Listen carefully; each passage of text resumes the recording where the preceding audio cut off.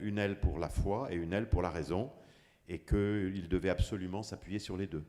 Donc avoir la foi, c'est bien, mais de savoir pourquoi on croit en l'existence de Dieu, c'est-à-dire la raison et la science, c'est très important, si on le peut, de savoir pourquoi on le fait. Olivier, est-ce que vous pouvez nous définir ce à quoi vous pensez quand vous écrivez le mot Dieu? Qu'est-ce que Dieu pour vous?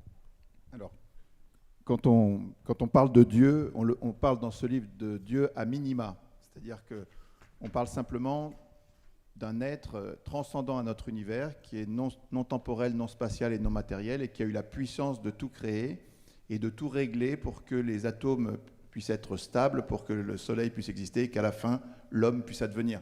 Donc c'est une vision assez minimaliste de Dieu, qui s'oppose à la vision matérialiste, qui dit qu'il n'y a pas de Dieu, mais qui ne parle pas de qui est Dieu, ni de est-ce qu'il s'est révélé, comment vivre avec lui. Tout ça, c'est des questions qu'on ne traite pas dans le livre. Donc on a une seule question qui est très limitée. Existe-t-il un Dieu créateur dans l'univers, à l'origine de l'univers? Et un seul angle, la rationalité. Et ce livre est une enquête sur ce thème-là.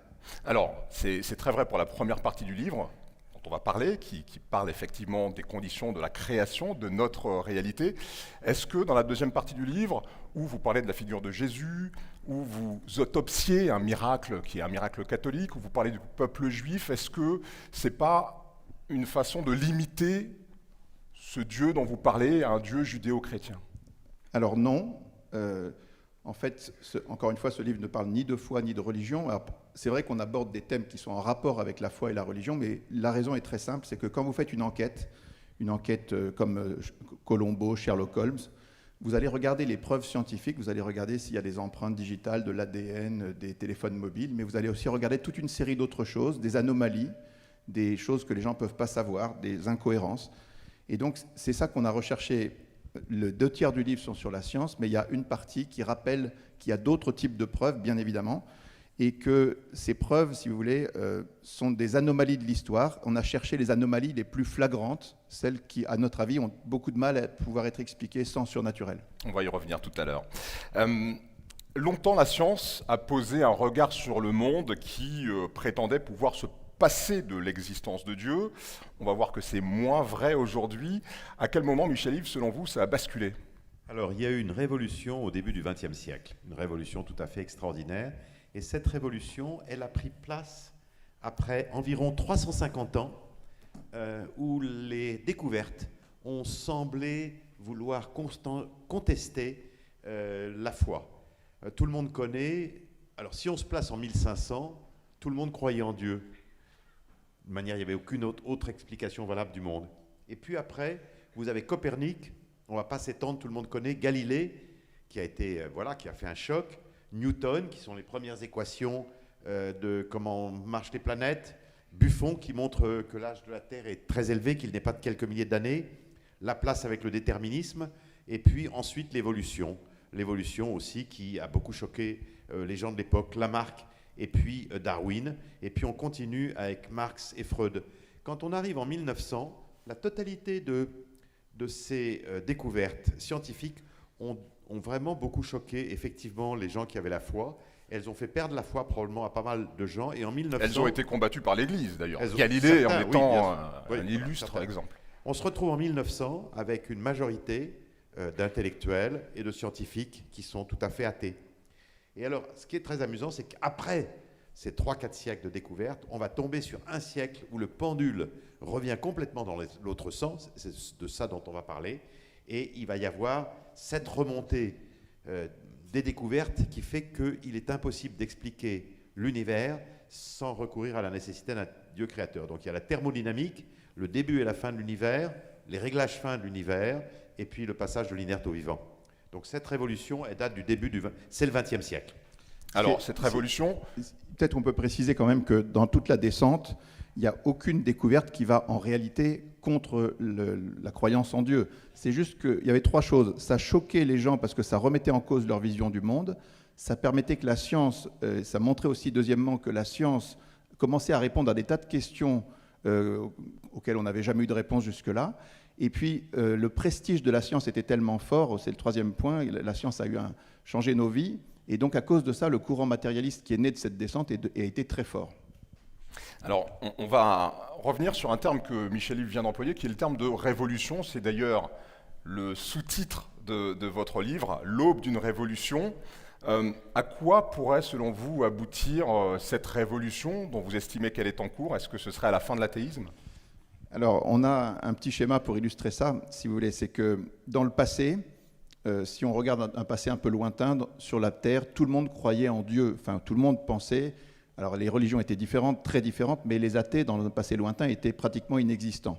Pourquoi est-ce que c'était comme ça? Parce que les gens, en contemplant l'univers, simplement son existence et le fait qu'il soit beau, grand, harmonieux, ils se disaient il y a quelque chose ou quelqu'un derrière. Il y avait aussi des raisonnements philosophiques qui se sont appuyés sur tout ça. Il y a eu ensuite des raisonnements sur l'homme, sur la morale, sur la conscience. Et puis, tout ce qui est venu par la révélation chrétienne, la révélation judéo-chrétienne, donc des miracles, des apparitions, des saints, et puis des témoignages de rencontres avec Dieu, ça a fait beaucoup de choses. Mais la science, à un moment, a semblé, comme on l'a dit, pencher dans l'autre sens. Et tout ce qu'on dit dans ce livre, c'est que la science s'est retournée, maintenant elle est de l'autre côté. C'est pour ça que l'accumulation des preuves qui vont toutes dans le même sens devrait conduire à une révolution. On va voir de quel ordre tout à l'heure. Vous allez nous expliquer maintenant dans le détail ce qui, selon vous, constitue un argumentaire cartésien, logique en faveur de l'existence de Dieu. On va refaire avec vous l'enquête passionnante sur les débuts, l'origine de l'univers et de notre réalité. Pendant quelques dizaines de minutes, je vais vous interroger avant de laisser la parole à la fois au public ici présent pour poser des questions et aussi à tous les internautes qui nous suivent via Facebook. Mais on va commencer par dire que l'on ne sait pas aujourd'hui décrire la création du monde. Ce que l'on peut décrire scientifiquement, ce sont les débuts probables de l'univers, après un court instant d'existence, un fragment de seconde appelé instant de Planck. Avant cet instant de Planck, nos modèles physiques ne fonctionnent plus et on parle d'une singularité initiale que l'on ne sait pas décrire. Sur ce que l'on sait décrire mathématiquement et avec des mots, il n'y a pas non plus de certitude, il y a des théories. Alors pour certaines, ce sont des théories très éprouvées, très sûres, et pour d'autres, ce sont des théories plus spéculatives. Il faut donc de la méthode pour parler de tout ça, et c'est ce que vous faites au début de votre ouvrage. Vous classez les théories et les propositions. Est-ce que vous pouvez nous dire de quelle façon? Alors, la première chose qu'il faut dire, parce qu'il y a eu des confusions là-dessus, c'est que, bien entendu, les preuves dont il est question dans ce livre et dont nous parlons ce soir ne sont pas des démonstrations mathématiques de l'existence de Dieu, ce ne sont pas des démonstrations scientifiques. Ce sont des preuves, comme l'a dit Olivier tout à l'heure, qu'on trouve dans une enquête. Alors vous avez deux plateaux de la balance. Dans un plateau de la balance, vous avez effectivement le problème que l'univers a eu un début. Donc ça pose évidemment un problème, parce que s'il y a un début, qui est l'auteur, qu'il est réglé finement, etc. Donc on accumule des preuves dans une balance, et c'est au lecteur, à vous, aux auditeurs, de choisir quelle est la thèse la plus raisonnable. Parce qu'en fait, il n'y a pas 36 thèses, il n'y en a que 2 réellement possibles. La première, c'est de dire, comme les matérialistes, que l'univers est exclusivement matériel et qu'il n'existe ni Dieu, ni esprit, ni ange, ni démon, etc. Et puis la deuxième, c'est de dire qu'il y a un Dieu créateur et que... Alors, pas de démonstration, ce ne sont pas des démonstrations scientifiques, ce sont des preuves au sens d'enquête. Alors, les preuves, elles sont plus ou moins fortes. Il y a effectivement des degrés. Comme le disait Olivier, si on se réfère dans une analogie d'enquête, une preuve par ADN, par empreinte ou par groupe sanguin, ce sont des preuves très fortes. Bon, des témoignages, c'est un peu moins fort. Et puis vous avez d'autres preuves, il y a le mobile, etc. Donc, les preuves peuvent se classer par degré de force. Et on peut renvoyer au tableau de la page 42, dans lequel je pense on ne va pas rentrer en détail parce que ce serait trop long et trop compliqué, mais il est intéressant de voir que les preuves ont des degrés divers de force. Olivier? On peut compléter, oui, en disant que les preuves dont on parle, elles sont indirectes et négatives. C'est-à-dire que c'est un peu comme des traces de pas dans le sable. Si vous voyez des traces de pas dans le sable, vous pouvez être certain qu'il y a quelque chose qui a fait ça, parce que le sable, la mer et le vent ne font pas ça naturellement.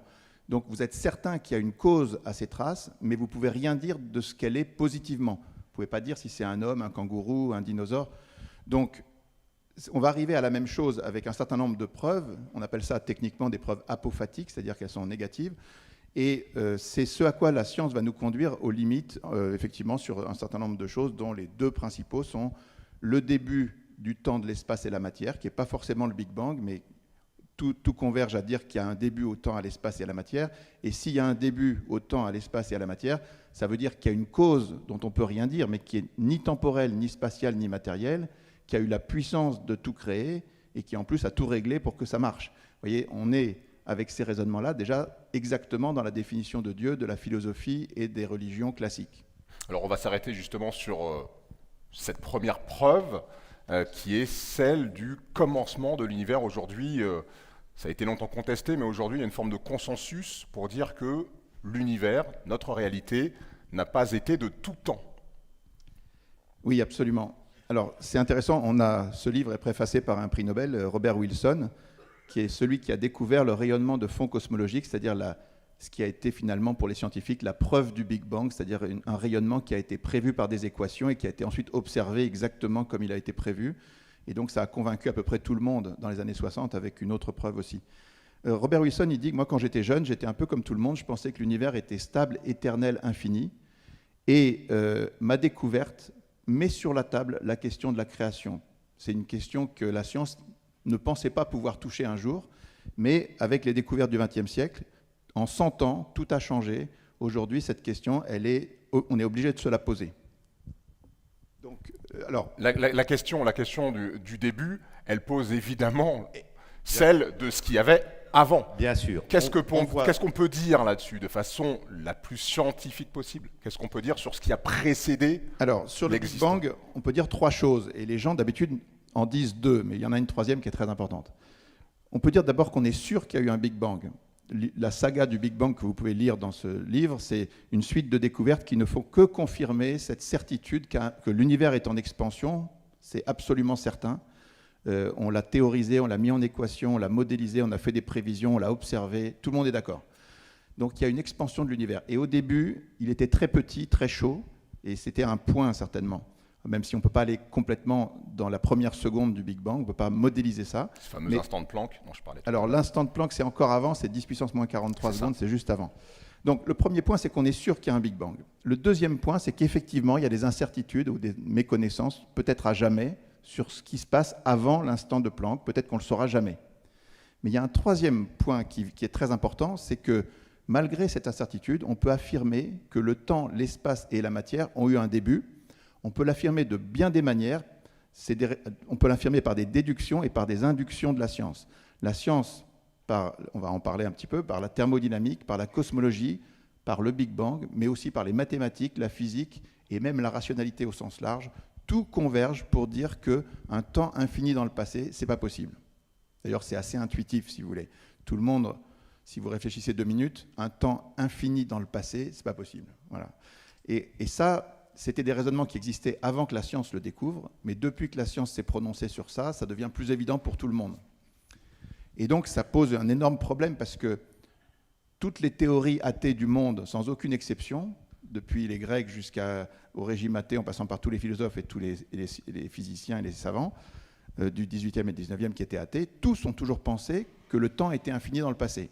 Et cette position, elle est extrêmement dure à garder aujourd'hui. Pour répondre à la question sur ce que l'on peut dire de ce qui aurait précédé l'univers existant en vertu d'un principe qui est celui de causalité, que vous pouvez nous expliquer? C'est que je pense qu'il est évident pour tout le monde que le début de l'univers met sur la table la question de Dieu. Parce que si quelque chose a un commencement, on s'en demande quelle est la cause. Alors, il y a des gens qui nient ça aujourd'hui, ils disent bon, oui, mais bon, peu importe, on ne sait pas, ça ne nous concerne pas, etc. Mais on y reviendra tout à l'heure. Beaucoup de gens savaient très bien dans le passé, et il y a eu des persécutions, et on en parlera peut-être tout à l'heure, tous les gens qui pensaient que l'univers avait un début dérangeaient les matérialistes. Voilà. Les matérialistes ont toujours été très dérangés par le fait d'un début, parce qu'on ne voit pas d'autre hypothèse qu'un Dieu créateur. Ça, on va en parler. Mais pour revenir sur la question de la nature de cet avant, est-ce que l'on peut dire, est-ce que ça s'est appuyé sur une démarche scientifique de dire que cet avant matériel temporel n'était ni matériel ni temporel? Est-ce que ça, c'est une déduction forte? Alors ce qu'on peut dire, c'est qu'il y a eu plusieurs étapes dans la découverte du Big Bang. Il y a eu le moment où personne n'y croyait, quand les premiers penseurs, Friedman, Lemaître, ont dit que l'ensemble de tout ce qui existe tenait dans un point 10 milliards de fois plus petit qu'un atome d'hydrogène, avec tout dedans. Bon, tout le monde leur a dit, vous êtes fous. Et en fait, ils avaient raison. Ça a été démontré parce qu'on a découvert ce qu'on appelle le rayonnement de fond cosmologique, donc cette fameuse image que tout le monde a vue un jour ou l'autre, qui montre que l'univers était très homogène. Et 380 000 ans après le Big Bang, cette image a été, ce rayonnement est né. Il a été prévu par les équations, il a été découvert par Wilson. Et donc voilà, la preuve. Il faut préciser que 380 000 ans après ce fameux Big Bang, c'est un très jeune âge pour l'univers qui a 13,7 ou 8 milliards d'années aujourd'hui. Voilà, il a 13,8 milliards d'années et ce rayonnement est arrivé aussi 13,8 milliards d'années. Il y a 13,8 milliards d'années parce que 380 000 ans, c'est tout petit par rapport à 13 milliards. Donc voilà, quand ça a été démontré, donc il y a des gens qui ont contesté, ils ont dit ok, on veut rester athée, donc après l'expansion de l'univers, il y a sans doute un Big Crunch. Mais cette hypothèse du Big Crunch a été détruite, ou a été fragilisée très fortement en 98 quand on a découvert que l'univers, au lieu de se ralentir, continuait à accélérer encore plus vite, on en est sûr. Et puis les équations montrent que ça risque de ne pas s'arrêter. Et puis, pardon, d'un mot, Olivier, le Big Crunch, ça veut dire quoi? Big Crunch, ça veut dire qu'après une phase d'expansion, il y a une phase de contraction de l'univers qui pourrait redevenir un point où les gens ont pensé qu'il y avait des cycles éternels de Big Bang et Big Crunch qui se succédaient. Et cette hypothèse, elle est très très dure à tenir aujourd'hui parce qu'on a démontré le contraire, c'est-à-dire qu'il y a une accélération de l'univers, pas du tout de ralentissement. Et puis, dans les années 2000, il y a eu d'autres choses qui sont venues très étonnantes. La démonstration par des théorèmes que si jamais le Big Bang n'est pas le début et qu'il y a d'autres singularités, c'est-à-dire des moments où tout devient très petit ou infini, s'il y a d'autres singularités avant le Big Bang, il n'y en a pas en nombre infini, nombre limité. Ça veut dire qu'il y a bien un début au temps, à l'espace et à la matière. Ce qui rejoint encore une fois un raisonnement très rationnel que j'aime bien donner toujours parce qu'il faut le percevoir que c'est très naturel ça. Vous savez, Aristote pensait que l'univers était stable, éternel, infini. Et 6 siècles après Aristote, il y a un commentateur chrétien, un philosophe, qui regarde ça, il dit mais en fait c'est pas possible. Un temps infini dans le passé, c'est pas possible. Parce que si vous comptez à partir de maintenant 1, 2, 3, 4, 5 et que vous vous arrêtez jamais, vous allez vers l'infini, mais ça restera toujours un infini potentiel. Jamais vous n'atteindrez l'infini. Ben pour la même raison qu'en partant de maintenant, vous ne pouvez pas atteindre l'infini, vous ne pouvez pas provenir de l'infini et atteindre maintenant. On ne peut pas traverser une grandeur qui est infinie. Donc si jamais le temps avait été infini dans le passé, eh bien on ne serait jamais arrivé à maintenant. Donc ce raisonnement était très valable, il a été repris par les penseurs musulmans. Ça va, vous suivez? Il est intuitif quand même ce raisonnement, il a été repris par les penseurs musulmans, par beaucoup d'autres savants, mais la science ne l'avait pas pris en compte, si vous voulez. Et c'est seulement depuis les découvertes qu'on a faites depuis 100 ans, donc thermodynamique, on va en parler vite fait, et le commencement, que tout a changé, que la science maintenant se préoccupe de ce sujet. Alors peut-être, puisque vous vouliez parler de la thermodynamique, peut-être un mot là-dessus, avant de passer à une partie un peu plus historique. Oui, alors sur la thermodynamique, c'est très intéressant, c'est-à-dire qu'en fait, notre univers, et c'est une découverte qui est indépendante de l'expansion de l'univers et indépendante du Big Bang, c'est ce qu'on appelle la thermodynamique, l'entropie. On sait que notre univers s'use. Voilà. Alors, ça a l'air très simple, en fait, que notre univers s'use, mais c'était une découverte absolument révolutionnaire et elle a eu lieu à la fin du 19e siècle. Alors, notre univers s'use exactement comme... Voilà, dans une cheminée, vous mettez des bûches et il y a du feu. Eh bien, vous pouvez, en vous asseyant devant, savoir que dans, mettons, 2 heures, vous voyez, ce feu-là, il sera entièrement éteint, il n'y aura plus que de la cendre froide et noire. Voilà. Alors ça, la première conclusion que vous pouvez en tirer, c'est ça, ça va finir. Et la deuxième conclusion que vous pouvez en tirer, c'est que tout ce qui s'use a forcément un début, parce que si ça n'avait pas de début et que ça avait commencé dans l'éternité, alors il serait éteint depuis également, très longtemps, depuis également une éternité. Donc, et si tout voulez, s'use, toute la matière s'use, voilà, donc, y compris nous, ce beau par bâtiment exemple, un jour, à titre pratique, dans des centaines d'années. Voilà, à titre pratique, notre Soleil, qui n'a que 4,5 milliards d'années, va s'éteindre dans 5 milliards d'années. Il est comme une bûche dans l'espace. Une fois qu'il aura fini de brûler tout son carburant, il va s'éteindre. Et après, dans beaucoup d'années, dans beaucoup de milliards d'années, mais ça n'a strictement aucune importance, le raisonnement est le même, la totalité des étoiles de notre univers vont s'éteindre. Et donc, notre univers va finir dans très longtemps entièrement noir, entièrement glacial et avec une densité extrêmement faible. Ça, c'est la mort thermique de l'univers. Et donc la mort thermique de l'univers pose exactement le même problème, elle vient donc le renforcer que la question de l'expansion et du Big Bang. En fait, elle se conforte, j'allais dire qu'elle se conforte et elle se confirme l'une l'autre, et toutes les deux disent ensemble, ben voilà, notre univers, il a un début et il a une fin. Oui, c'est très important. D'abord, ce sont des raisonnements indépendants qui viennent à la même conclusion. C'est normal parce que la réponse de savoir s'il y a un début à l'univers ou pas, elle existe indépendamment de nous. Et quand on progresse dans la connaissance, on trouve la même réponse sur chaque dossier. Mais vous voyez, la thermodynamique, c'est une science qui a été créée au 19e siècle par Carnot. Il y a le second principe de la thermodynamique qui a été postulé par Clausius. Et derrière ça, il y a Boltzmann qui met ça en équation. Et Boltzmann, à la fin du 19e siècle, il arrive à deux conclusions énormes. Il dit, avec le raisonnement que Michel-Yves a décrit, puisque l'univers s'use et qu'il y a une flèche du temps, s'il n'est pas déjà usé, si on n'est pas déjà dans un état de mort thermique, ça veut dire qu'il y a un début. Parce que si on était depuis l'éternité dans un temps éternel dans le passé, ben on serait depuis l'éternité dans un état de mort thermique. Et donc Boltzmann, il dit, premièrement, il y a un début à l'univers, et deuxièmement, au début, l'univers était parfaitement ordonné, très bien réglé. Des conclusions extrêmement fortes. Et tout le monde lui tombe dessus, c'est-à-dire que les savants de l'époque, Ernst Mach, Arrhenius, Poincaré, Berthelot, même Einstein à un moment, tout le monde dit c'est pas possible, parce que si vous dites ça, ça veut dire qu'il y a un Dieu. S'il y a un début à l'univers, il y a un Dieu. Et il nie ça. C'est sûr. Il y a des citations amusantes qu'on met dans le livre. Arrhenius, qui a un prix Nobel, c'est quelqu'un il dit non, c'est pas possible, parce qu'il ne peut pas y avoir de début à l'univers, parce que sinon, ça contredit tout ce qu'on pense. Et au-delà de ces controverses dans le monde scientifique, vous décrivez aussi l'histoire de ces régimes politiques, ces régimes souvent autoritaires, qui se sont très fortement opposés à cette théorie du Big Bang, de la création de l'univers. Alors, cette histoire est très, très intéressante. Il y a un chapitre dans le livre qui s'appelle « Le roman noir du Big Bang ». Et ce chapitre, je le conseille particulièrement parce qu'il a deux vertus. D'abord, il est un peu amusant, j'allais dire, comme un roman policier. Et le deuxième, c'est qu'il est très intéressant parce que c'est une preuve que ça remuait énormément. Alors, dans les années 1930, la Russie était un régime matérialiste, socialiste, communiste, comme nous le savons. C'était l'époque de Staline. Et en Allemagne, c'était Hitler et c'était un régime national-socialiste athée. Ces deux régimes étaient matérialistes et athées. Donc pour les régimes matérialistes et athées, l'univers ne peut pas avoir de début. Et donc il y a des scientifiques en Allemagne comme en Russie. Donc Friedman, dont nous avons parlé tout à l'heure, il est russe, mais il a beaucoup de gens. Et donc ce sont des savants qui font pas de politique, ils n'ont pas d'argent, ils n'ont aucune influence, ils sont dans les laboratoires, dans les chambres de bonne, les petits appartements, ils font des équations. Et donc beaucoup de ces gens-là, on va les tuer, on va les torturer. Quand je dis on, ce sont ces deux régimes-là, le régime soviétique et puis le régime de Hitler.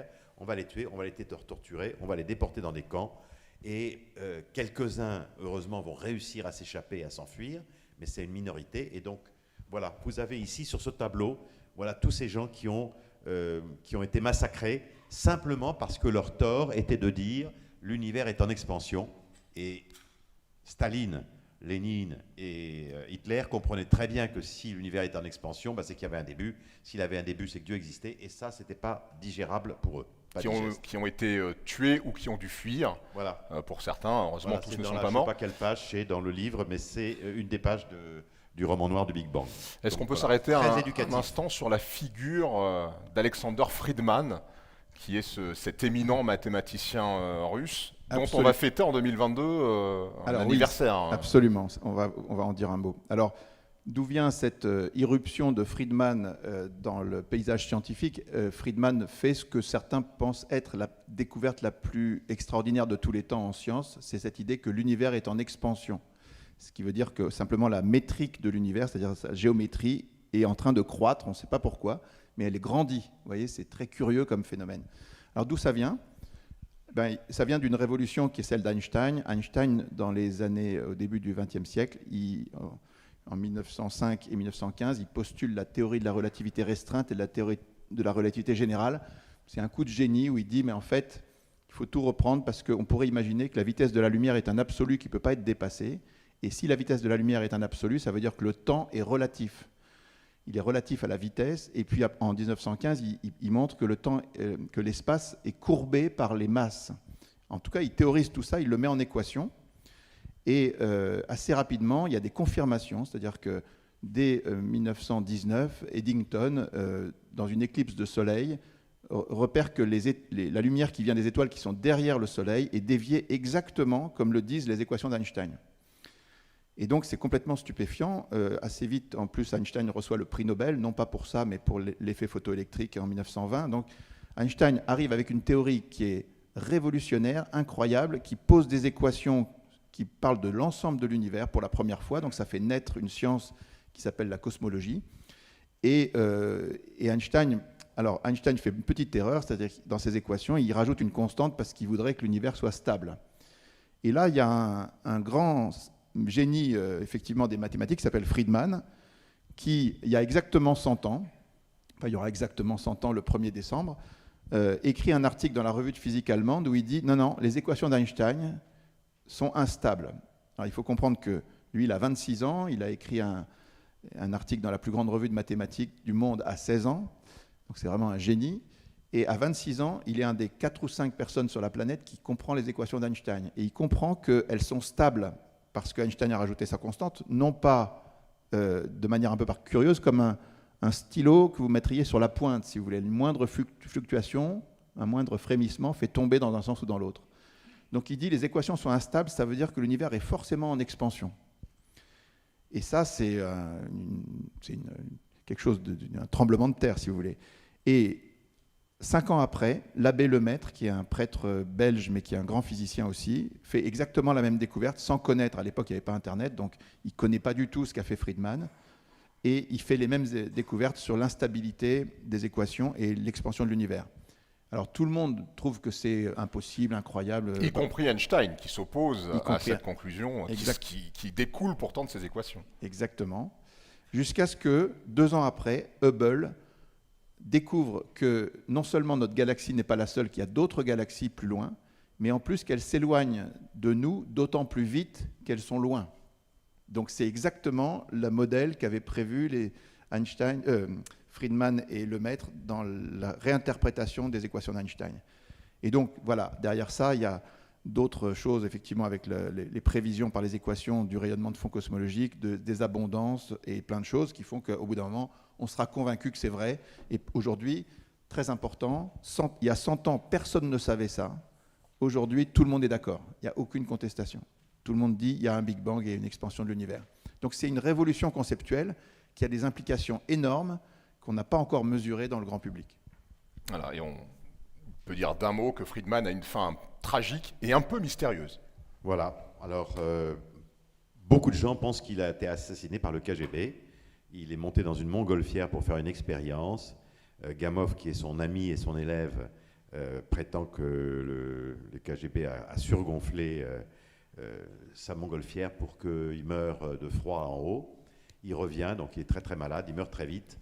Et bon, voilà, alors évidemment, les Russes disent qu'ils ne l'ont pas assassiné, ce qui est normal. Et puis, il y a des gens qui disent non, mais moi, je pense personnellement qu'il a été assassiné, et Gamow s'enfuit. Il pense qu'il faut absolument qu'il s'enfuit, et Gamow fait partie de ceux qui vont réussir à s'enfuir et qui va partir aux États-Unis. Voilà. Alors, revenons à l'époque actuelle. Aujourd'hui, que cette idée d'un début de l'univers est communément admise par la communauté scientifique, que disent les matérialistes qui ne croient pas en la création? Alors, on a fait un petit tableau que vous voyez là pour dire les 2 défis pour les athées. Si vous voulez rester athée, vous avez 2 problèmes aujourd'hui qui sont en science. Le fait qu'on a découvert depuis très peu de temps, effectivement, qu'il y a un début de l'univers et il y a un réglage. Alors, pour se positionner en tant qu'athée par rapport au début, c'est très compliqué parce que le raisonnement est très simple. Il y a un début au temps, à l'espace et à la matière, donc il y a une cause qui est ni temporelle, ni spatiale, ni matérielle. Terminé. Alors, les grands athées, vous savez, Stephen Hawking, par exemple, qui était un grand athée, très intelligent, il a écrit dans son dernier livre, « Ok, il y a un début au temps, à l'espace et à la matière, on peut difficilement le nier, mais l'univers a pu se créer tout seul, sans Dieu, par l'action de la force de gravité, de lui-même. » Et son collègue John Lennox, qui a rencontré Michel-Yves plusieurs fois et qui nous a fait un très beau commentaire sur le livre, qui est d'Oxford, Il a répondu « Une absurdité reste une absurdité, même quand elle est proférée par un scientifique mondialement connu ». Si vous voulez, c'est très important parce qu'on voit que sur ce raisonnement très simple, ceux qui veulent rester athées sont obligés de prendre des positions très compliquées. On ne dit pas que c'est impossible à 100%, mais très très compliqué. Et donc, vous êtes, vous le lecteur du livre, vous êtes dans cette position en face de ce dossier, vous devez vous demander qu'est-ce qui est le plus raisonnable. Est-ce que c'est plus raisonnable de penser que, comme Hawking, ou est-ce que c'est plus raisonnable de penser qu'il y a une cause qui est naturellement à l'origine de cet effet qui est l'univers? Ce qui est surprenant, c'est qu'il y a une proposition scientifique qu'on appelle le rasoir d'Occam et qui, grosso modo, postule que qu'entre deux propositions, c'est toujours la plus évidente et la plus simple qui... Pas toujours. Pas toujours. Pas toujours. Non, non, il ne faut pas trop généraliser. Le rasoir d'Occam, effectivement, a été utilisé contre Dieu. On disait, bon, on n'a pas besoin de l'hypothèse de Dieu parce qu'on arrive à expliquer le monde par la science sans Dieu. Oui, ben, aujourd'hui, c'est plus possible, vous voyez, c'est difficile. Donc effectivement, les athées se sont servis de ce rasoir, mais ce n'est pas un principe qui marche tout le temps. Des fois, c'est plus compliqué que ce qu'on croit. Alors, au-delà de cette question, et on le voit sur ce visuel du début de l'univers, il y a une autre preuve, un autre élément, un faisceau de présomption en faveur de l'hypothèse de la création, c'est le réglage de l'univers. Pour reprendre un petit peu l'introduction que j'ai faite tout à l'heure, c'est comme si on considérait que l'absence d'un seul d'entre nous ce soir faisait que cette rencontre ne puisse pas se tenir et qu'on considère en même temps qu'on est tous arrivés là par hasard. Ça rendrait très improbable le fait que cette conférence se tienne effectivement. Est-ce qu'on peut décliner cette idée pour ce qui est de la création et de l'univers? Alors là, c'est encore plus récent. Le réglage fin de l'univers, c'est quelque chose qui a commencé à être découvert dans les années 1960, donc c'est à peine 60 ans, et qui continue aujourd'hui maintenant, sur lequel tout le monde est d'accord. Alors qu'est-ce que c'est? En fait, il faut surtout que les auditeurs, les lecteurs ne se laissent pas impressionner quand on parle d'équations d'Einstein, etc. Les idées dans le livre, les idées qui sous-tendent toutes ces questions sont relativement simples. Notre univers repose, en gros, sur une trentaine de nombres. Voilà. On ne le savait pas, maintenant on le sait. 20 ou 30 nombres très très importants. Alors c'est quoi ces nombres? Bon, par exemple, la vitesse de la lumière. Je vais prendre que des exemples très simples. La vitesse de la lumière, elle est de l'ordre de 300 000 km par seconde. Déjà maintenant on le sait. Mais grâce au fait qu'on arrive à modéliser l'univers et qu'on dispose de très très grands ordinateurs, on est aujourd'hui capable de faire des modèles d'univers, de les mettre dans des ordinateurs et de se dire, et si à la place de 300 000 km par seconde, c'était 300 000 et puis on rajoute 1 km seconde de plus, qu'est-ce qui se passerait? À ce nombre-là, la vitesse de la lumière, mais aussi la force de la gravité. Pourquoi est-ce qu'une pièce de monnaie tombe sur le sol en 1 seconde? Parce qu'il y a une certaine force de la gravité. Et si c'était 1 seconde, virgule 1, qu'est-ce qui se passerait? Et puisque notre univers est en expansion, s'il est parti avec une certaine vitesse d'expansion, qu'est-ce qui se passerait si cette vitesse d'expansion était un peu différente? Donc il y a grosso modo une trentaine de grands compteurs qui sont là, que vous retrouverez dans le livre. Et il y a un savant qui s'appelle Dicke qui a fait un calcul effrayant.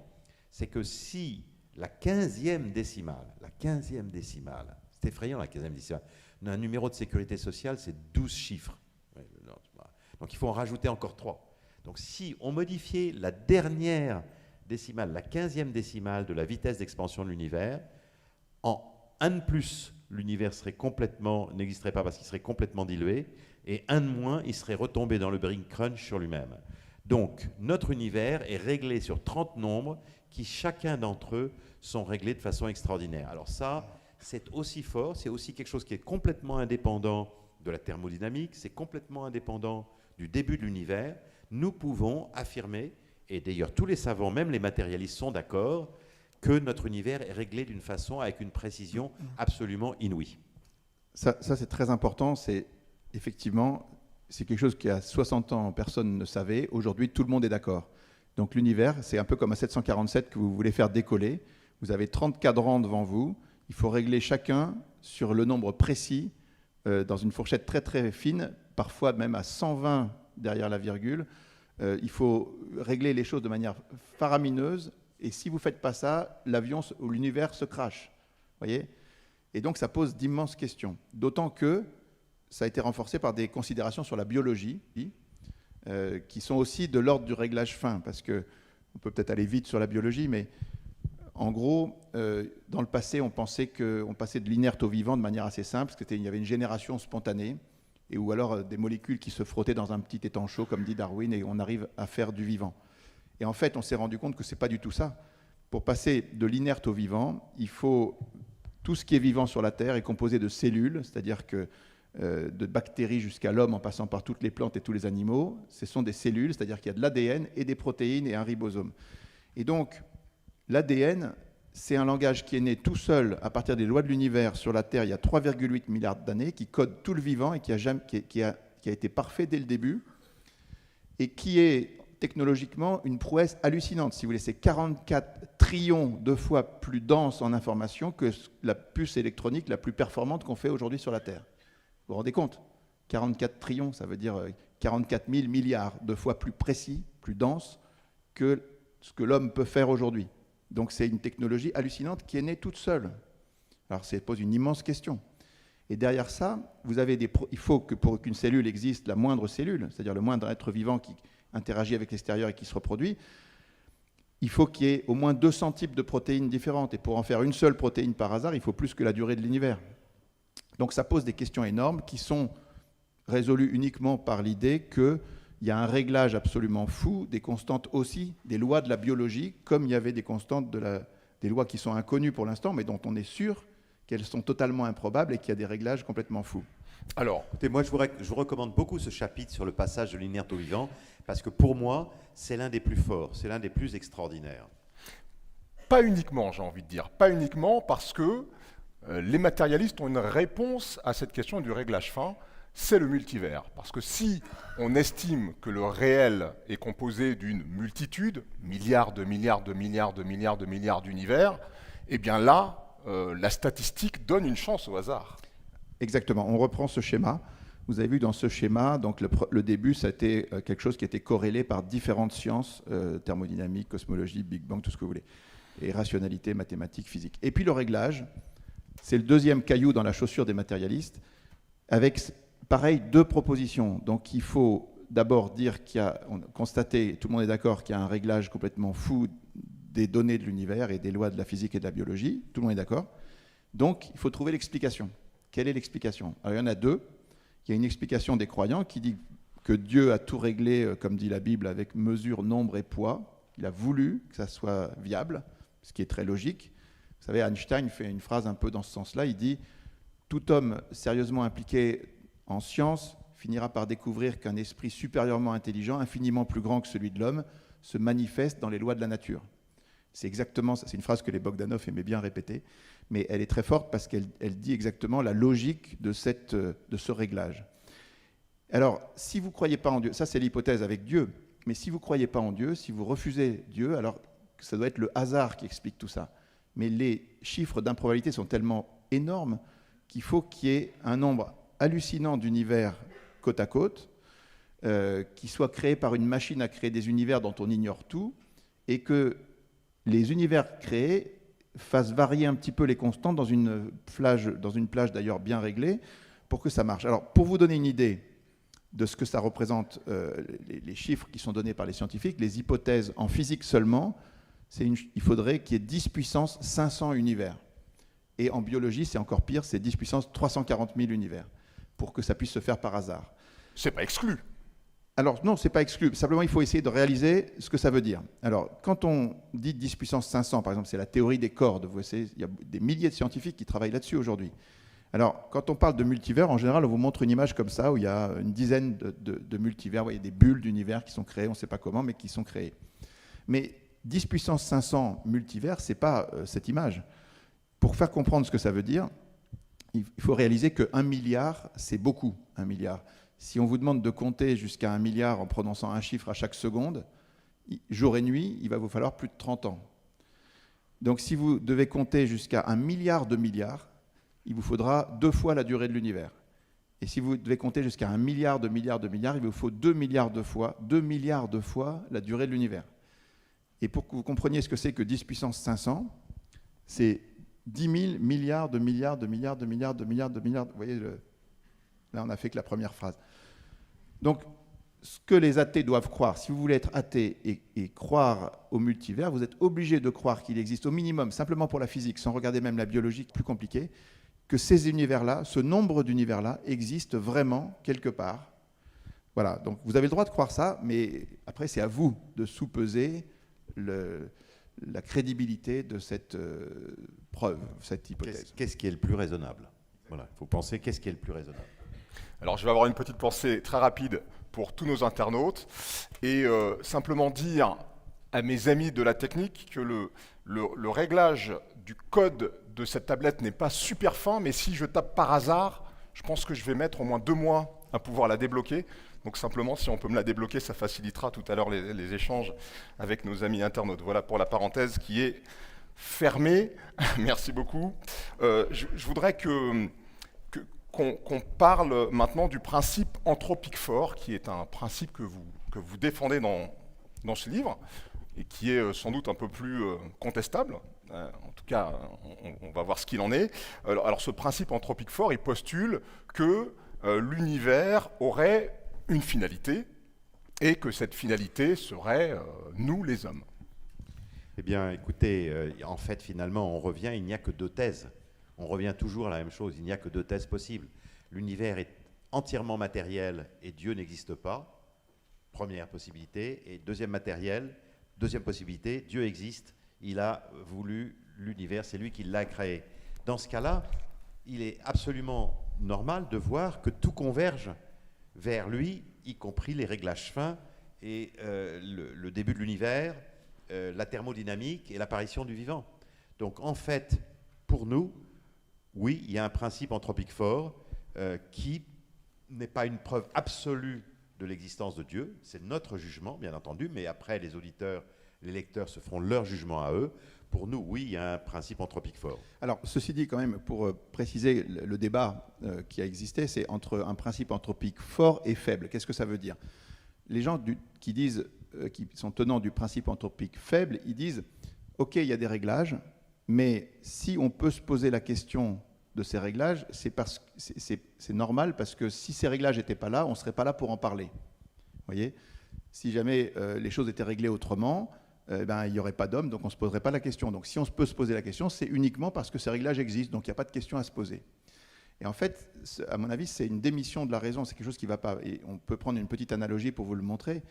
C'est que si vous êtes attaché à un poteau d'exécution et qu'il y a 100 personnes qui ont ordre de vous tirer dessus à 10 mètres avec des fusils, et que vous entendez bam, bam, bam, bam, bam, et que vous réveillez, vous n'êtes pas mort. Vous pouvez vous dire, oui, en fait, c'est normal, parce que s'ils n'avaient pas tous raté leur cible, je ne serais pas là pour me poser la question. Ce qui est vrai, parce que s'il y en avait un seul qui avait touché sa cible, vous seriez mort. Donc c'est vrai que si jamais il n'y avait pas ce réglage, vous ne pourriez pas être vivant et vous poser la question. Mais ça n'empêche pas que vous devez quand même vous poser une question. Comment ça se fait qu'ils ont tous raté leur cible? Comment ça se fait? Il y a peut-être une explication, parce que quelqu'un a donné un ordre de tirer à côté, ou quelqu'un a mis des balles à blanc. Mais enfin, il faut rechercher une explication. Parce que si vous ne recherchez pas d'explication, il y a une question, c'est une démission de la raison, vous voyez?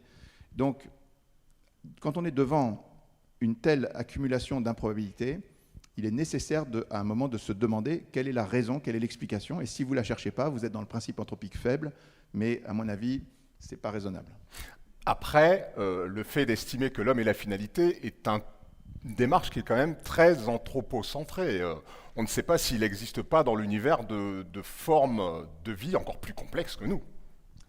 On ne rentre pas là-dedans. Hein.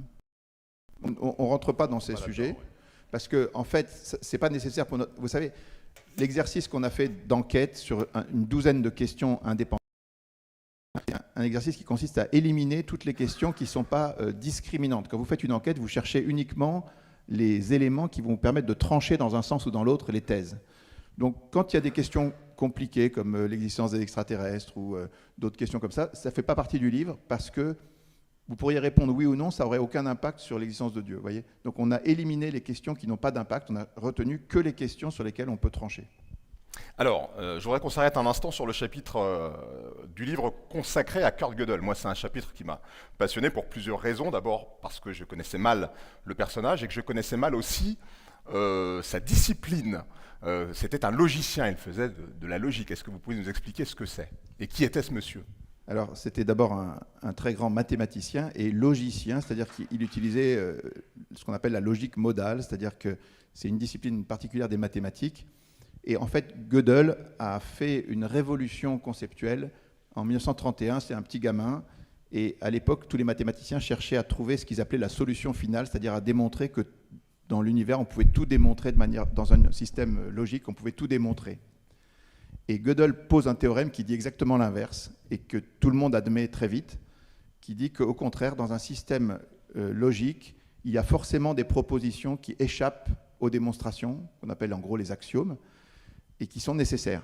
Donc, c'est-à-dire que c'est très intéressant parce que pour la première fois, à l'intérieur d'une démarche de sciences mathématiques et logiques, on démontre qu'il existe des choses qui échappent nécessairement aux mathématiques et à la logique.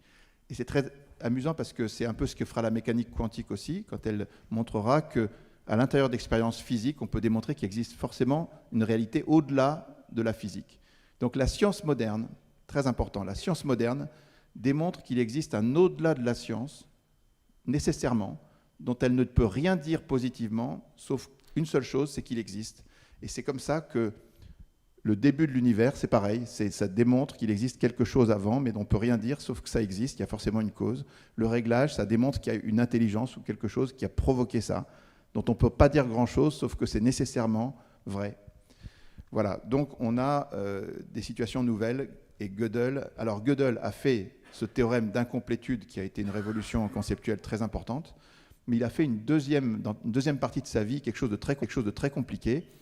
Il a repris ce qu'on appelle la preuve ontologique, démonstration logique de l'existence de Dieu, à partir de postulats très limités. Et c'est très amusant parce que c'est une démonstration qui est très compliquée. Moi, je la comprends pas. On va faire ce soir. Moi, je la comprends pas. C'est très difficile. Mais les ordinateurs ont démontré aujourd'hui qu'elle était vraie, sa démonstration. Alors, bon, après, ça convainc personne, mais ça a quand même fait la une de Science et Vie. Science et Vie a dit « Dieu existe, c'est logique », alors que Science et Vie est un journal vraiment relativement matérialiste dans ses options, mais ils ont reconnu que la preuve de Gödel était valable. Voilà, ça convainc ceux qui veulent, mais en tout cas, Harry aime bien. Voilà. C'est une pierre de plus dans la balance. Alors, on va passer à la partie plus religieuse du livre, où vous postulez que dans un monde sans Dieu, il n'y aurait pas de prophétie ni de miracle. Ce à quoi on peut vous répondre que les prophéties et les miracles, ça n'existe pas, et que c'est juste des phénomènes qu'on est incapable d'expliquer en l'état de nos connaissances, mais que ce ne sont pas forcément des phénomènes qui feraient intervenir un Dieu créateur. Alors il faut rester effectivement avec ces questions de prophétie et de miracle, il faut rester dans le champ de la raison, de la rationalité pure, et c'est très intéressant parce qu'il n'y a que deux thèses, on l'a dit plusieurs fois, et donc dans la thèse où Dieu n'existe pas, il n'existe pas de miracle. Un miracle, par définition, c'est quelque chose qui viole les lois naturelles, c'est-à-dire qui est absolument irréalisable. Ce n'est pas quelque chose qu'on ne comprend pas, c'est quelque chose qui viole les lois naturelles. Donc, soit Dieu n'existe pas et il n'y a pas de miracle, soit on peut constater un miracle, et dans ce cas-là, la thèse Dieu n'existe pas est fausse. Et si donc la thèse Dieu n'existe pas est fausse, ça veut dire que Dieu existe. Donc en fait, on voit très bien que la question, c'est de dire... Pour vous, le miracle, ce n'est pas juste l'indémontrabilité, c'est la violation de lois naturelles qui ne peuvent pas l'être. Est-ce qu'on peut trouver un miracle dont on peut se convaincre les uns les autres? Est-ce qu'on peut se trouver un miracle dont on peut être convaincu qui viole les lois de la nature? Alors, nous proposons, ce n'est pas pour faire de la religion, nous proposons un exemple. Il se trouve que c'est un miracle de l'Église, bon, très bien, de la foi catholique, pourquoi pas. Et c'est un miracle qui est très intéressant, on vous laissera le plaisir de lire ce chapitre, on vous posera, vous serez là-dedans comme des enquêteurs, parce qu'il y a très peu de solutions possibles. C'est le miracle de Fatima en 1917. 1917, c'est il n'y a pas longtemps, c'est il y a 100 ans seulement. Ça se passe dans un pays européen, au Portugal. Il y a des photographes, il y a des journalistes. C'est dans un pays qui est très anticlérical à l'époque, qui est violemment anticlérical. Il n'y a plus d'enseignement catholique, il n'y a plus d'ordre religieux, etc. Et donc, des enfants vont annoncer 3 mois à l'avance, et ce sera dans tous les journaux, que le 13 octobre à midi, il y aura un miracle du soleil. Voilà. Alors il y a très très peu d'hypothèses possibles, on ne va pas les décrire toutes ici. Enfin, grosso modo, il ne s'est rien passé. C'est un phénomène météorologique, c'est un phénomène cosmologique, c'est une hallucination, c'est une supercherie. Et si c'est rien de tout ça, uniquement 5 hypothèses, et ben forcément c'est un miracle.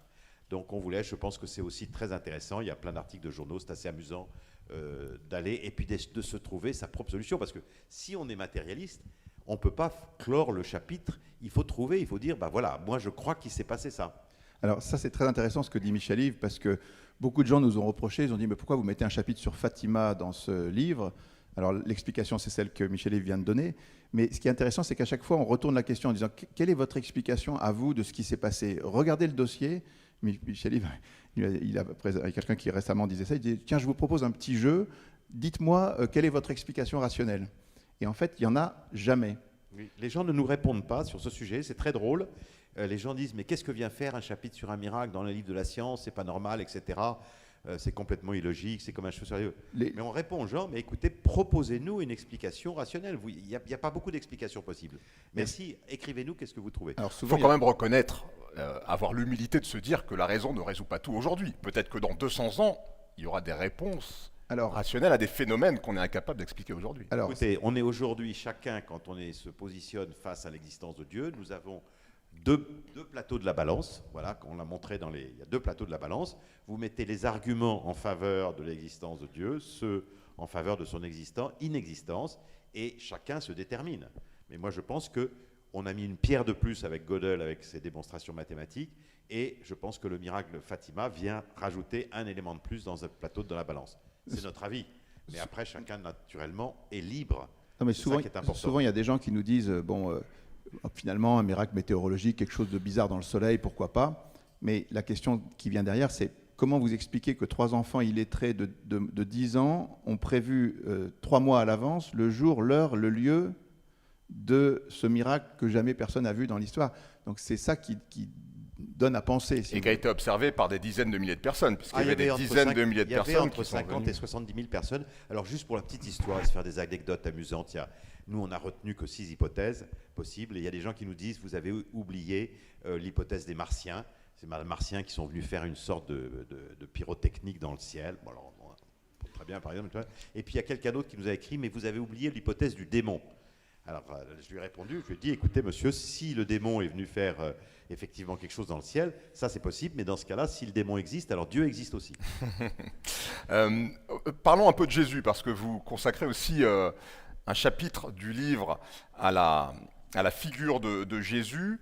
En quoi, selon vous, le parcours de cet homme, que les chrétiens, en tout cas les catholiques, considèrent comme le Fils de Dieu, qu'est-ce qui, selon vous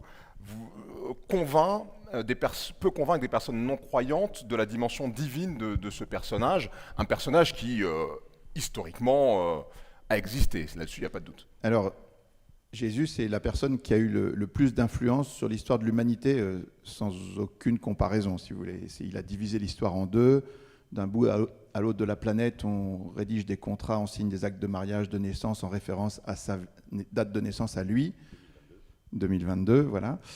Et donc voilà, il pose une question parce que si on devait s'attendre à ce que quelqu'un ait une énorme influence sur l'histoire de l'humanité, c'était certainement pas un jeune charpentier de 30 ans qui sort d'un petit village comme Nazareth, qui va dans la campagne pendant 3 ans parler à un certain nombre de gens et qui trouve 12 amis et qui après meurt.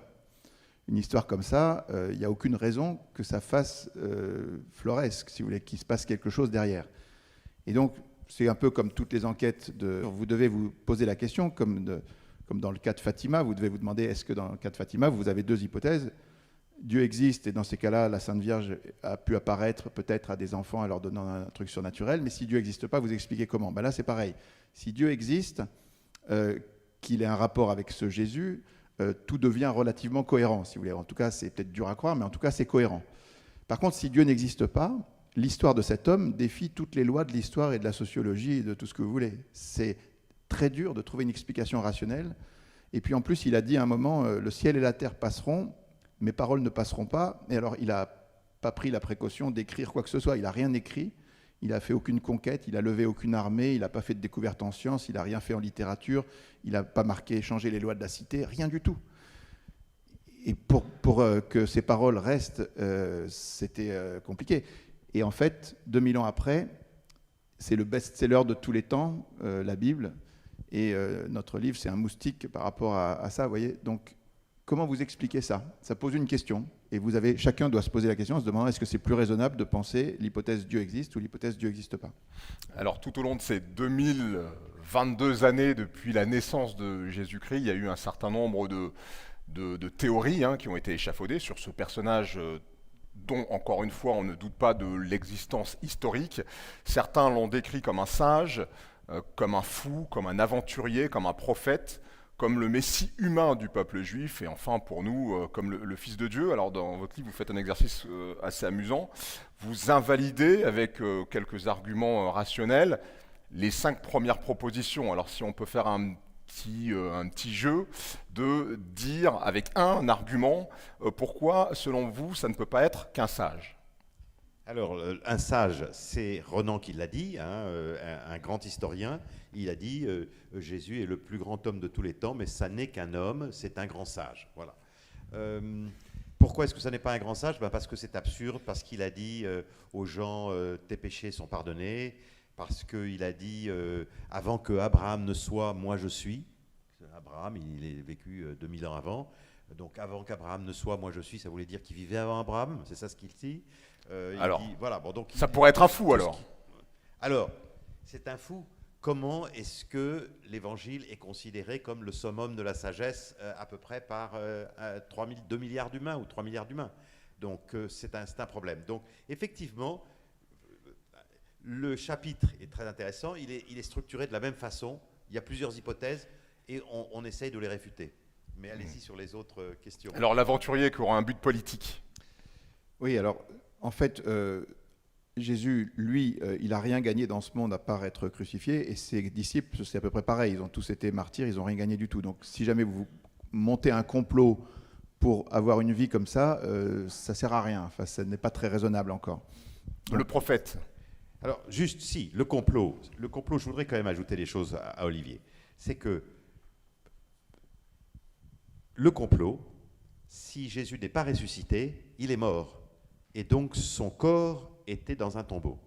Donc, pour qu'un complot marche, il est très important que les apôtres qui s'étaient tous enfuis, parce qu'ils avaient peur, se soient retrouvés au milieu de la nuit, qu'ils aient été ouvrir le tombeau, qu'ils aient volé le corps, qu'ils l'aient réenterré ailleurs et qu'ils aient été raconter une histoire. Donc, ça veut dire que eux, ils savaient que c'était faux, puisqu'ils ont réenterré le corps ailleurs, parce qu'il fallait que le tombeau soit vide, sinon l'histoire ne marche pas. Alors pourquoi, dans ce cas-là, si c'est ça, pourquoi sont-ils tous partis, chacun dans un pays différent, sans femme, sans enfants, sans argent, où ils ont tous été se faire tuer? Voilà. Donc c'est pas très crédible. Voilà. Mais c'est une enquête là aussi, et je pense qu'elle est fort intéressante. Alors il reste 2 propositions. Il reste la proposition du prophète, qui n'est pas le Fils de Dieu, mais qui est un prophète.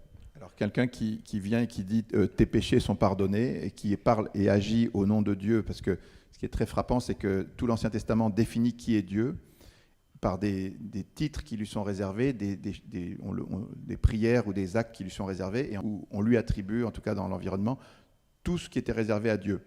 Donc voilà, il a une prétention divine, comme on dit.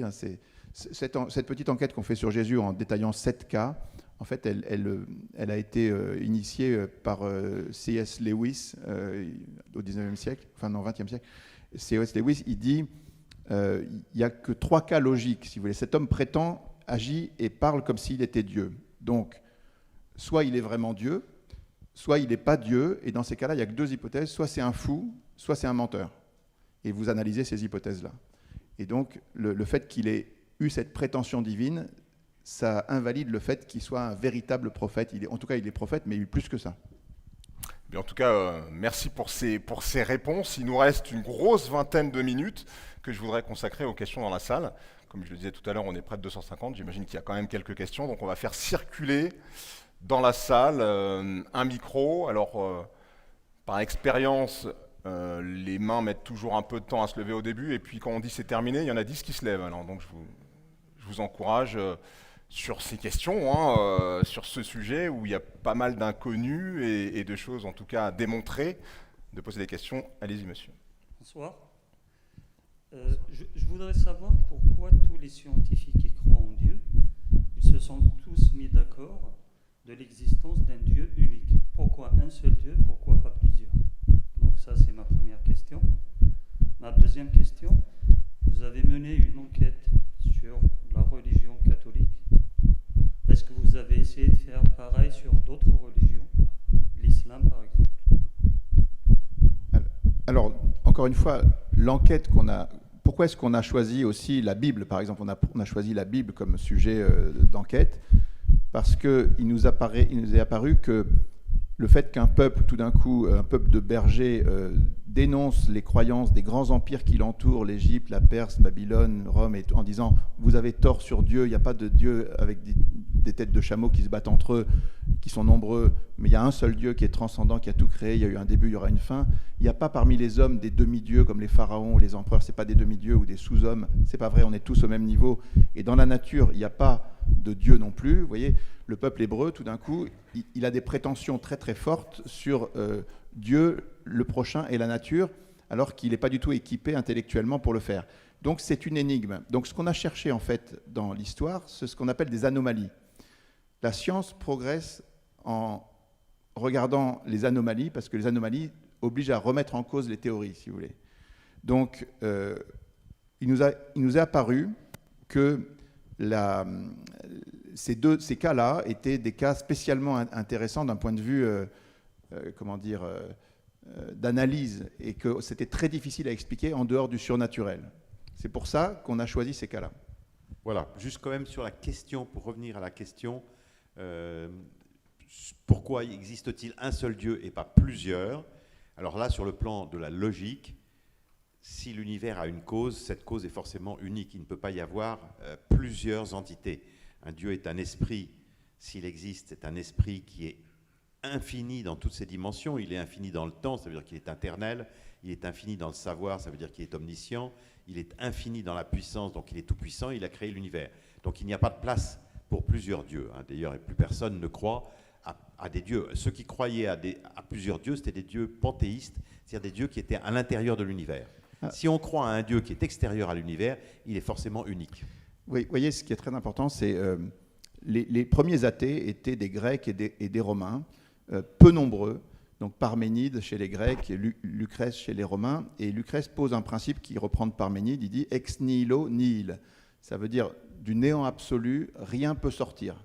C'est des athées qui ont réfléchi, qui disent s'il y avait un jour un néant absolu, c'est-à-dire rien du tout, il y aurait toujours rien aujourd'hui.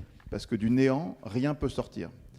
Donc, à contrario, puisqu'il y a quelque chose, ça veut dire qu'il n'y a jamais eu de néant.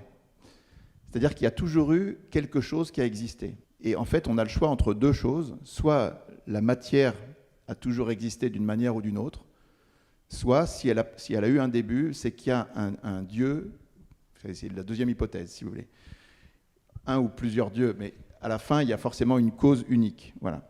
Une cause première de tout ce qui existe. Donc, ce principe est très très fort, et aujourd'hui, si vous voulez, tout le... Alors oui, il faudrait préciser un tout petit peu quelque chose, c'est que, bon, je ne sais pas s'il faut rentrer dans le principe de causalité verticale ou horizontale, Michel va me dire non. Bon, non. Je le fais quand je fais des conférences tout seul, mais bon, il faudra revenir. Parce qu'il y a peut-être d'autres questions. Là-bas. J'en profite pour poser une petite question presque philosophique qui nous vient de Facebook. Si on prouve l'existence de Dieu, est-ce qu'on ne tue pas la foi? C'est intéressant. Alors écoutez, répondons à cette question des internautes via Facebook. Il ne faut pas confondre, c'est souvent le cas, les gens confondent croyance et foi. Voilà. Nous parlons de la croyance en l'existence de Dieu ou en la croyance en l'existence unique de la matière. Donc on croit. La foi, c'est quelque chose de tout à fait différent. La foi, c'est une adhésion. Donc vous pouvez croire à l'existence de quelqu'un sans avoir foi en cette personne. Par contre, si vous avez foi en quelqu'un, il faut que vous croyiez. Donc croire et foi sont deux choses complètement différentes. Et d'ailleurs, on donne souvent cet exemple, c'est que le diable croit à l'existence de Dieu puisqu'il sait bien qu'il existe, donc il croit en Dieu, mais il n'a aucune foi en Dieu. Voilà. Si vous avez la foi, par exemple, dans vos parents, ou dans votre épouse, ou dans un proche, c'est parce que vous avez une confiance, vous avez un affectif, vous avez confiance, etc. Donc la foi, c'est quelque chose qui est proche de la confiance, ce n'est pas du niveau de la croyance. La question là-bas. Oui, alors déjà merci pour votre ouvrage qui je pense manquait dans le paysage littéraire français. Ma question elle porte sur le choix de l'angle d'attaque. Vous avez évoqué tout à l'heure, sans le nommer, Jean Philopon, qui a abordé la question du commencement par l'argument philosophique, plus tard aussi Al-Ghazali. Et dans le monde anglo-saxon, on appuie beaucoup, et la question de l'existence de Dieu se traite beaucoup sur l'angle philosophique. Dans votre ouvrage, vous avez occulté, enfin en tout cas il n'y a pas de partie significative sur l'angle et les arguments philosophiques. Alors je voulais savoir si c'était pour des raisons théologiques ou philosophiques. C'est une excellente question qui nous est souvent posée ou opposée même inconsciemment. Parce que les vraies raisons pour lesquelles les gens croient en Dieu, s'il y a des croyants parmi vous, j'imagine que les raisons pour lesquelles vous croyez sont très rarement des preuves liées à la science ou à la rationalité. Parce qu'il y a beaucoup d'autres raisons de croire. Pourquoi est-ce que ce livre parle pour les 2/3 de science ? C'est parce que, comme on l'a montré dans la balance, la science a été le seul discours structuré qui a semblé plaider dans l'autre sens. Parce que toutes les autres preuves sont valables. Les preuves de type intuition fondamentale de l'homme, philosophie, révélation, tout ce que vous voulez, tout ça, c'est des preuves parfaitement valables, qui restent. Mais le seul discours qui semblait plaider dans l'autre sens, c'est le discours scientifique. C'est pour ça qu'on s'est attaché spécialement à montrer que ce discours, la science s'est retournée, elle a changé de camp, en tout cas, elle plaide vraiment dans l'autre sens. Voilà pourquoi on a un peu négligé les autres preuves. On parle très peu on parle d'un miracle, mais des miracles, il y en a des milliers. On parle très peu de preuves philosophiques, même si on en parle à la page 509, vous pouvez aller voir, on résume quand même les choses. Mais ça fait déjà 550 pages, hein. On ne pouvait voilà. pas faire beaucoup plus, hein, quand même, c'est un peu difficile. Hein. Mais il fallait traiter spécialement la science parce que c'était l'argument structuré qui semblait aller dans l'autre sens. Et si cet argument ne va plus dans l'autre sens, alors tout converge. Parce que c'est ça, finalement, à la fin, si vous voulez, la conclusion du livre, c'est que, finalement, quand on ouvre des dossiers différents et indépendants, on trouve qu'il y a un faisceau de preuves qui sont fortes, qui sont indépendantes, qui sont rationnelles, qui convergent et qui, à la fin, conduisent, à notre avis, à une forme de certitude au-delà de tout doute raisonnable. Voyez ? Donc, et cette idée que Dieu peut être prouvé, qui est retrouvée après une sorte de parenthèse de la science, contrairement à ce qu'on pense, c'était une idée qui était partagée dans le passé par tout le monde. C'est pas très nouveau, si vous voulez. C'est quelque chose on retrouve ce que l'humanité a toujours cru dans le passé. Alors avant de prendre une autre question, je vais reformuler une question qui nous est arrivée par Facebook, où on nous demande est-ce qu'il y a eu des réticences de scientifiques à parler de ce sujet. Alors ce n'est pas proprement parler un livre d'entretien, mais la logique voudrait, de ce que vous démontrez, qu'il y ait de plus en plus de scientifiques qui soient croyants. Est-ce que c'est le cas ou pas ? Alors, il y a un chapitre sur les statistiques de croyances des grands scientifiques. Je ne vais pas m'étaler beaucoup, mais ce qui est intéressant, c'est que le plus grand sondage sur les croyances des scientifiques a été fait par un très grand institut de sondage qui s'appelle le Pew Research Center. Il est très récent, en plus de ça, il a 10 ou 15 ans seulement. Et on voit que les scientifiques jeunes sont plus croyants que les scientifiques âgés. Donc il est possible, je n'en suis pas certain bien sûr, mais il est possible que ce soit un début de renversement de tendance.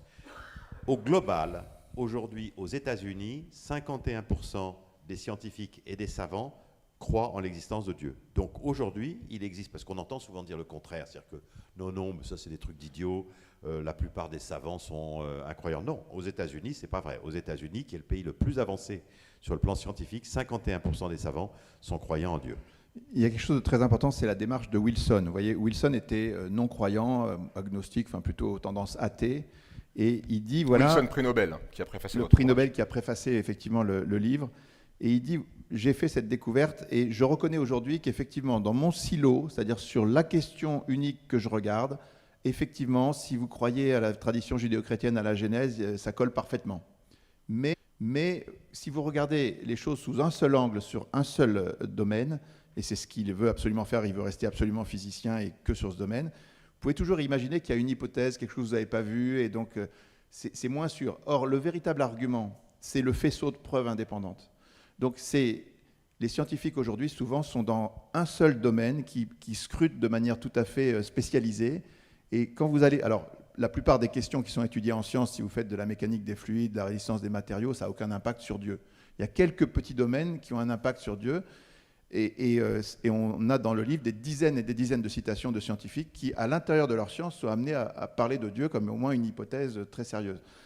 Mais si vous regardez qu'un seul domaine, vous serez jamais... c'est beaucoup moins convaincant que de regarder l'ensemble du donné du monde réel et d'accepter d'ouvrir l'ensemble du donné. Je dis toujours, les athées nous reprochent, ils disent c'est impossible de prouver l'inexistence de Dieu, c'est à vous les croyants de prouver que Dieu existe. Et en fait, ils ont raison. C'est impossible de prouver l'inexistence de Dieu. Comme des extraterrestres, vous ne pouvez pas prouver l'existence d'extraterrestres. Mais ça veut dire que la discussion entre les athées et les croyants doit se passer sur le terrain de ceux qui apportent les preuves, c'est-à-dire pour voir si elles sont valables ou pas. Et c'est là que c'est intéressant parce que le livre, mais le livre c'est limité, si vous regardez la page 46, il y a plein de domaines qu'on a, comme disait Michel-Yves, il y a 500 pages déjà. On aurait pu traiter des EMI, du beau, des exorcismes, des prophéties, de quantité d'autres miracles. Il y avait plein de choses. Mais déjà, les preuves qu'on apporte sont un domaine sur lequel on demande aux gens de se positionner, parce que s'il y en a une seule qui est vraie, Dieu existe. Donc c'est le faisceau d'indices qui est parlant. Et si vous êtes un scientifique et que vous travaillez que dans un seul domaine, ça va être difficile d'être complètement convaincu. Question dans la salle, monsieur. Oui, nous parlons de notre univers, mais nous savons que notre univers n'est pas unique. Et dans d'autres univers, y a-t-il le même Dieu ? Alors, non, personne ne sait s'il y a d'autres univers. Il y a notre univers, il y a des gens qui font l'hypothèse qu'il y en a d'autres, mais il n'y a pas le moindre indice, pas le moindre argument, pas la moindre preuve qu'il y ait d'autres univers. Et d'ailleurs, s'il y a d'autres univers, on ne le saura probablement jamais. Que ce soit des univers antérieurs, c'est-à-dire des univers antérieurs à nous, ou des univers futurs, ou bien des univers parallèles, comme on avait vu les grosses bulles qui se promenaient dans les... On n'en saura jamais rien. Alors, il y a quand même des recherches. Il y a quand même des recherches. Pardon ? Il y a quand même des recherches qui sont faites Oui. sur le multivers et sur le fait de trouver des indices dans le rayonnement fossile qui pourraient démontrer qu'avant cet univers, il y a... Alors, il y a un livre que je vous conseille il s'appelle « Rien ne va plus en physique » de Lis Moline. Lis Moline raconte qu'effectivement, sur ces théories des multivers, on travaille depuis 40 ans. Enfin, il a écrit le livre dans les années... ça doit faire 50 ans maintenant. Et il critique beaucoup cette démarche parce qu'il dit, en fait, c'est une démarche qui, depuis 40 ans, n'a produit aucune hypothèse, aucune donnée du monde réel, rien de quantifiable. Et ça reste un domaine ultra spéculatif, sans doute à jamais invérifiable, et dans lequel il n'y a pas la moindre donnée du monde réel, il n'y a pas la moindre prévision, il n'y a pas le moindre consensus scientifique pour étayer cette thèse du multivers, si vous voulez. Donc voilà. Encore une fois, ce n'est pas impossible. Et si jamais il y avait des multivers, Dieu pourrait tout à fait avoir créé par les multivers. Ça invaliderait en rien. C'est ça, c'est que ça n'invalide rien. Non. J'ajouterai un point, c'est que vous trouverez dans le chapitre, il y a un chapitre qui est des citations de grands savants, donc essentiellement des prix Nobel. Et il y a plusieurs citations sur ce point-là. Vous pourrez regarder dans ce chapitre-là de très grands savants ce qu'ils disent des multivers. Ils appellent ça l'hypothèse désespérée des athées, parce qu'effectivement, si vous voulez être athée, vous êtes obligé de croire à ça. Et aujourd'hui, il n'y a aucun élément scientifique d'aucune sorte pour étayer cette thèse. Donc un élément fort, effectivement. Autre question ? Oui. Alors, plus probable que le multivers, c'est le royaume des cieux. Et vous avez parlé de surnaturel, mais vous revenez évidemment sur la matière parce que c'est votre thèse, votre travail. Est-ce que vous n'êtes pas tenté avec une certaine méthode, sans que ce soit scientifique, de faire un deuxième tome sur des connaissances un peu structurées sur le monde invisible, les êtres qui le peuplent, les phénomènes qui ont été vécus par des personnes? Écoutez, je vous répondrai très volontiers à ça. C'est que Olivier et moi, si il y avait l'intérêt, si nous avions le temps, il y aurait matière à écrire 500 pages de plus. Olivier a cité quelques sujets qui sont très intéressants. Le premier sujet, c'est effectivement, qui va un peu dans votre domaine, c'est des expériences qui sont multipliées de near-death experience, expérience de mort imminente, donc des gens qui sont quasiment morts, qui sont sortis de leur corps, qui sont revenus. Il y a aujourd'hui des centaines d'expériences, il y a des centaines de livres sur le sujet. C'est un sujet qui est très intéressant. Bon, on n'en a pas écrit une page là-dessus. Il y a aussi il y a des tas d'autres sujets. Mais il y a deux raisons pour lesquelles nous ne les avons pas traités. La première, c'est que le livre est assez gros comme ça. Ça, c'est vraiment une première raison. Et la deuxième, c'est que si un lecteur n'est pas convaincu par toutes les preuves qui sont dans la balance, comme on a vu la balance, par tout ça, c'est pas parce qu'on rajoutera 3, 4, 5 chapitres de plus qu'il le sera plus. Voilà. Je vais quand même vous faire une petite anecdote amusante, parce qu'effectivement, on a eu des débats avec Michel Yves sur qu'est-ce qu'on garde, qu'est-ce qu'on prend. Il y avait plein de miracles aussi qu'on aurait pu prendre, autres. À un moment, Cédric Villani, vous voyez qui c'est? Cédric Villani, c'est une personne qui est mathématicien, il est athée.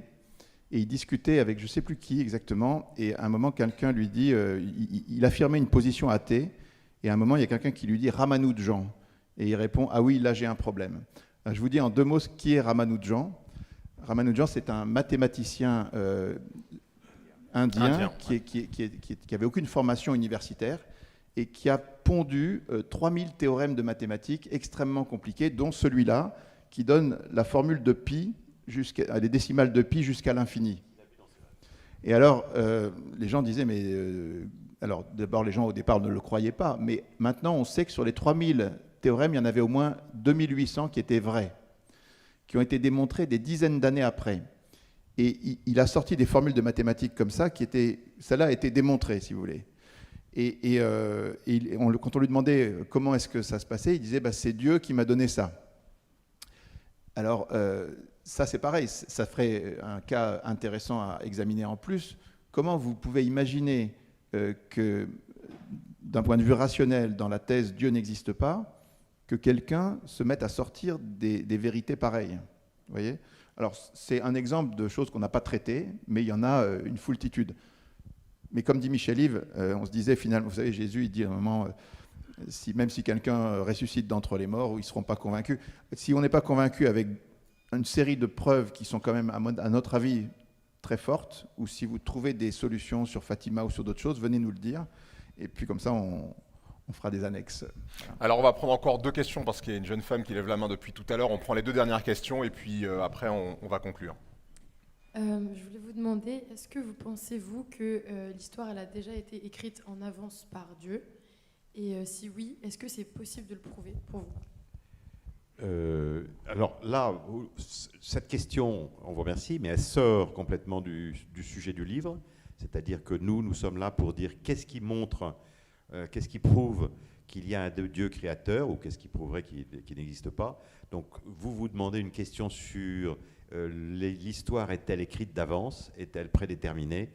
Bon, pour les chrétiens, comme vous le savez, nous sommes libres, donc le futur n'est pas écrit, même si Dieu peut le connaître. Mais ça ne fait pas partie de notre livre. Autre question? Non? Oui, allez-y. Ah, pardon. Ça marche? Ça marche. Alors, en fait, est-ce que vous pourriez faire un lien entre la matière et l'esprit? Puisque au début, vous avez dit qu'a priori, avant le Big Bang, il n'y avait ni espace, ni temps, et ni matière. Donc, ce qui signifie qu'a priori, c'est l'esprit qui existait. Et comment l'esprit, où il n'y a que l'esprit, peut créer de la matière? Est-ce que, du coup, on peut pas, est-ce que ça ne sous-entend pas que l'esprit compose la matière et que toute la matière qui est autour de nous soit de l'esprit divin? Alors, encore une fois, la méthode du livre a été de choisir un petit nombre de questions sur une question très limitée de savoir si Dieu existe ou pas, de choisir des questions qui sont discriminantes, c'est-à-dire qui permettent de trancher dans un sens ou dans l'autre. Des questions comme celles que vous posez, on ne sait pas y répondre vraiment, c'est des domaines où on n'a pas d'éléments pour trancher dans un sens ou dans l'autre. Et donc, c'est un peu comme quand vous êtes devant une paroi rocheuse, si vous voulez grimper. Ce qui vous intéresse, c'est les prises qui sont accessibles et solides, parce que quand vous en avez, vous pouvez monter. Mais s'il y a des prises qui sont fragiles, parce que vous ne savez pas répondre, ou inaccessibles, ça ne vous sert pas à monter dans la connaissance, voyez. Donc nous, tout l'exercice a été de limiter les choses aux questions qu'on peut se poser. Et vous voyez, par exemple, je vous ai mis cette citation de Lemaître, Georges Lemaître, qui donc a eu ses intuitions physiques très très fortes, toutes ses intuitions ont été valables, et à un moment il dit Lorsqu'on remonte par la pensée le cours du temps, on s'approche de cet instant unique qui n'avait pas d'hier parce qu'il n'y avait pas d'espace, commencement naturel du monde que la pensée ne peut concevoir, puisque c'est l'espace même qui commence. Je voudrais vous demander de réfléchir à ça. Quand on dit que le temps, l'espace et la matière sont liés, comme Einstein l'a montré, et qu'il y a un début au temps, à l'espace et à la matière, c'est pas seulement qu'il y a un début au temps et à la matière, c'est qu'avant, il n'y avait pas d'espace. Vous voyez, quand on regarde le Big Bang, d'habitude, on regarde une explosion vue de l'extérieur. Mais ce n'est pas vrai. Il n'y a pas d'espace pour regarder l'explosion. L'espace est créé en même temps que le temps et la matière. Voilà. Simplement, cette réflexion-là, elle est faramineuse. C'est un puits sans fond, si vous voulez. On doit, par rapport à une réflexion comme ça, on doit se poser une question énorme.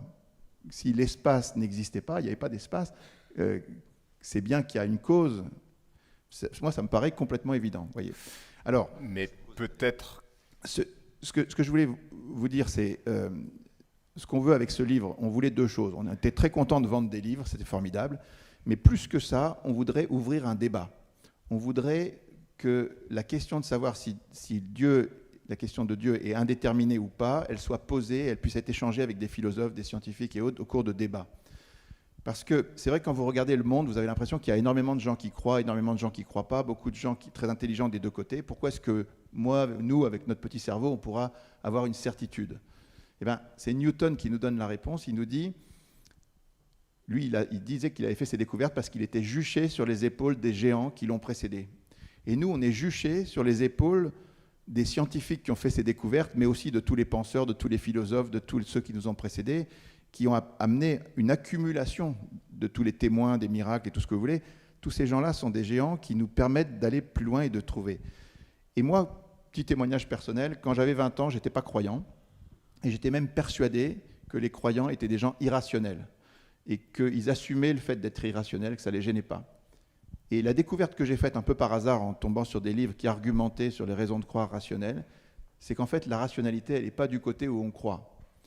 Et donc, ce que je souhaiterais, c'est que chacun se pose la question, chacun se fasse son enquête personnelle, et qui se pose la question, où est la rationalité? Est-ce qu'elle est du côté de ceux qui analysent le monde réel complètement et qui sont, à mon avis, à la fin croyants, ou est-ce qu'elle est du côté des non-croyants? C'est la question...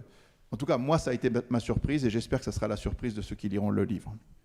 Merci Olivier Bonassis, merci Michel-Yves Bolloré. Je précise que le livre est vendu juste à côté. Pour ceux qui veulent en savoir plus, les réponses sont dans ce livre, donc vous pouvez vous le faire dédicacer juste à côté. Je voudrais vous remercier d'être venus aussi nombreux, remercier également tous les internautes qui ont posé un certain nombre de questions, mais qui ont quasiment toutes été posées, soit par moi, soit dans la salle. Donc merci à tous, je pense qu'on peut les applaudir. Merci Harry, merci beaucoup. Merci Harry, merci beaucoup. Et je vous invite à les retrouver juste à côté, si vous n'avez pas le livre ou si vous souhaitez l'offrir pour vous le faire dédicacer. Bonne soirée. Et rentrez bien. Prenez soin de vous.